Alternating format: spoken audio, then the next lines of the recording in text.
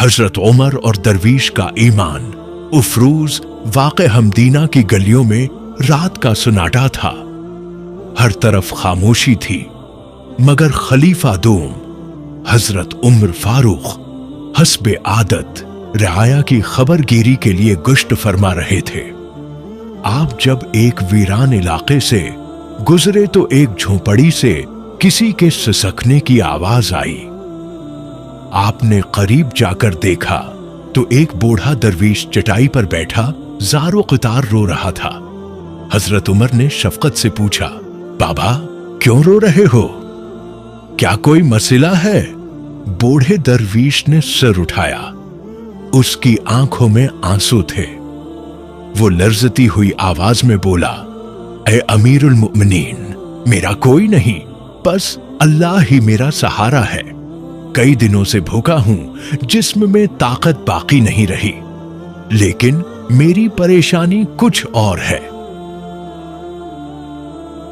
हजरत उम्र ने बेचैनी से पूछा, क्या मसला है बाबा? दरवीश ने हचकियां लेते हुए कहा, मैंने जिंदगी में कई इबादतें की, मगर एक बार एक मुस्कीन को झड़क दिया था। मुझे डर है कि अल्लाह मुझसे नाराज है। ये सुनकर हजरत उम्र की आंखों में आंसू आ गए।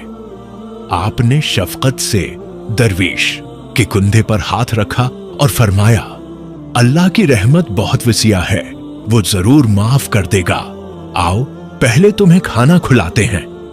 ये कहकर हजरत उमर खुद बीतुल माल गए, एक थैला आटे का और कुछ खजूरें लाए और दरवीश के सामने रख दे। फिर फरमाया, अल्लाह से सच्ची तौबा कर लो, वे माफ करने वाला है। दरवीश हजरत उमर की सादगी और शफकत देखकर हैरान रह गया।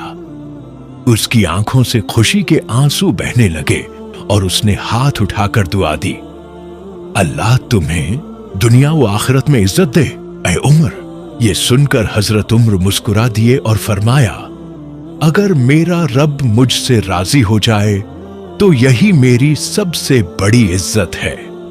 ये वाकया हमें सिखाता है कि अल्लाह की रहमत से कभी मायूस नहीं होना चाहिए और दूसरों की मदद करना सबसे बड़ी नेकी है।